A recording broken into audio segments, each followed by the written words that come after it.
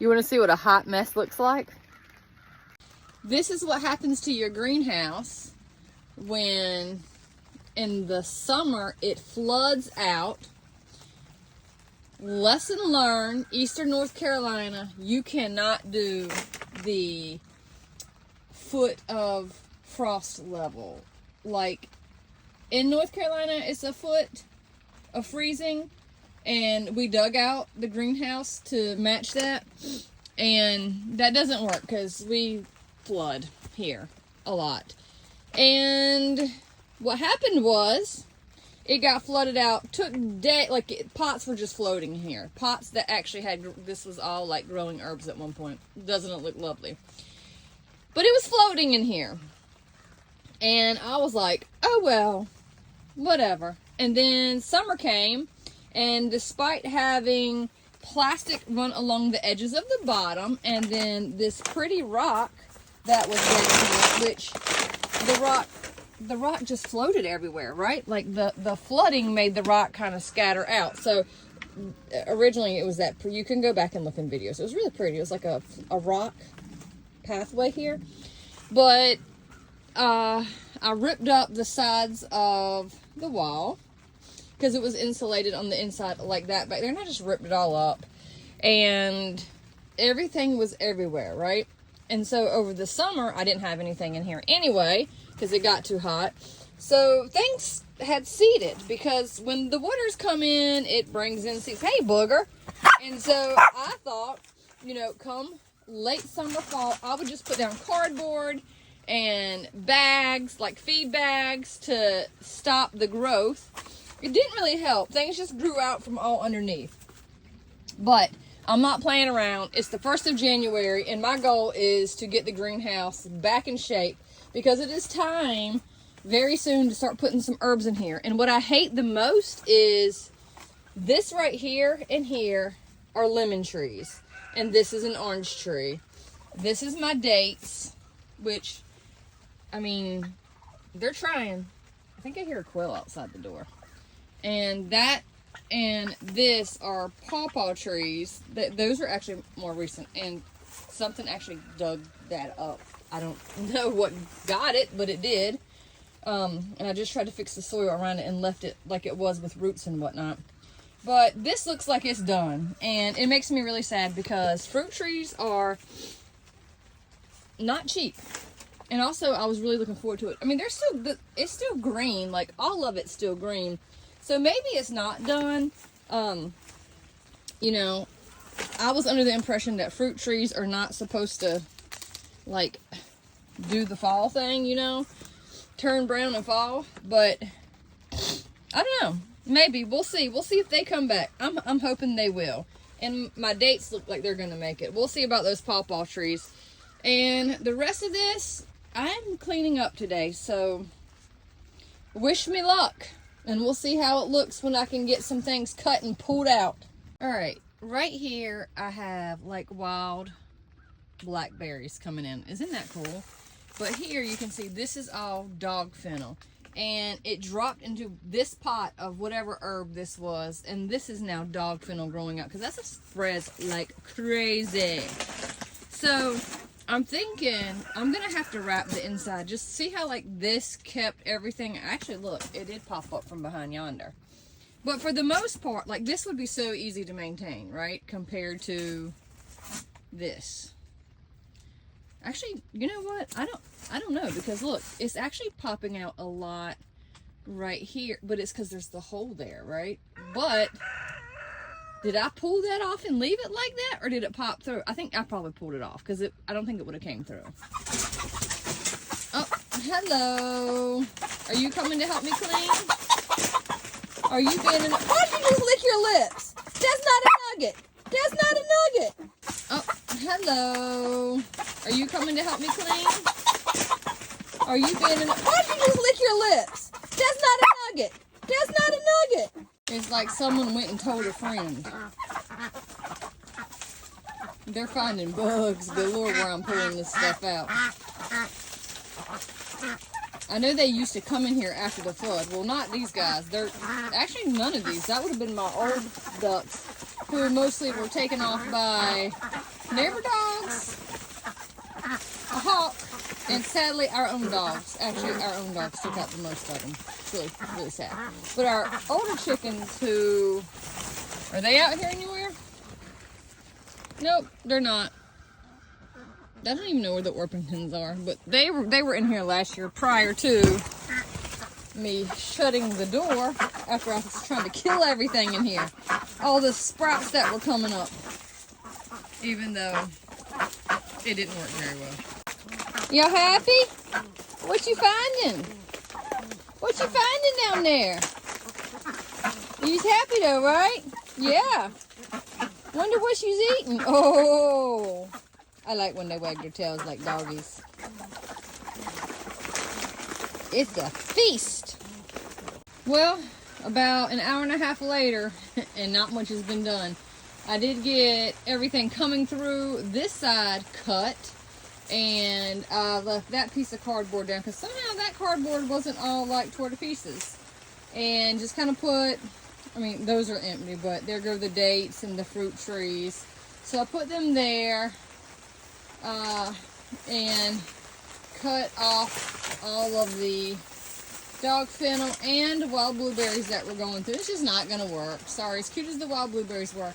I'm going to go back and rewrap the inside of this. So I also got out all the pots, except for a little bit. This guy's still eating. He's going to be so, or she is going to be so fat. But I got the pots out, and some of the soil was like filled with ants. Look at that right there. Look at that.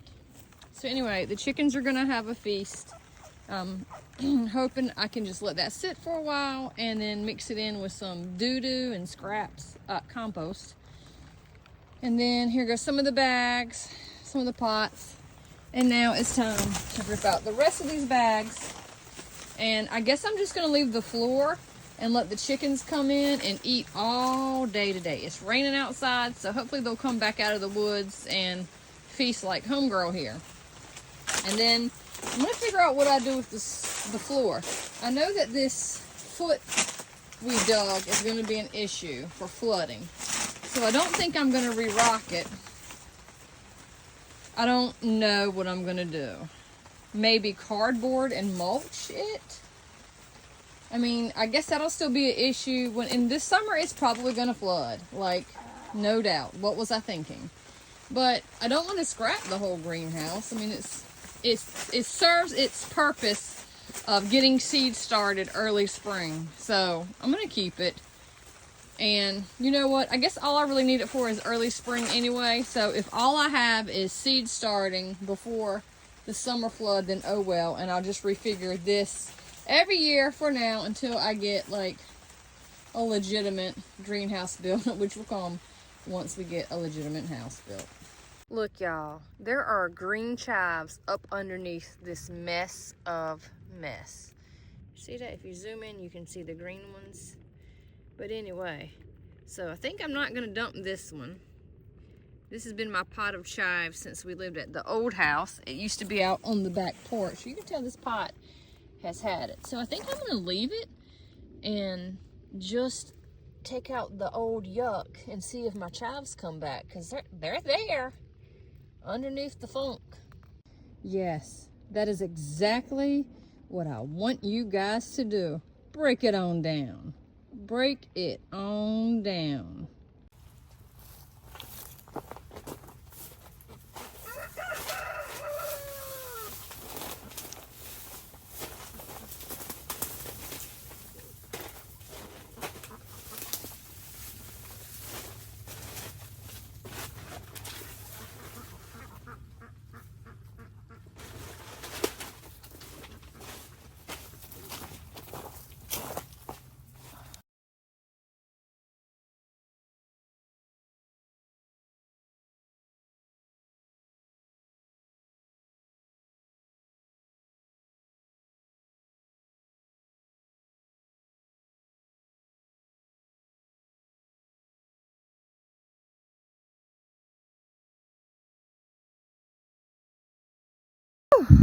Well, about 2 hours, maybe 2.5 in here.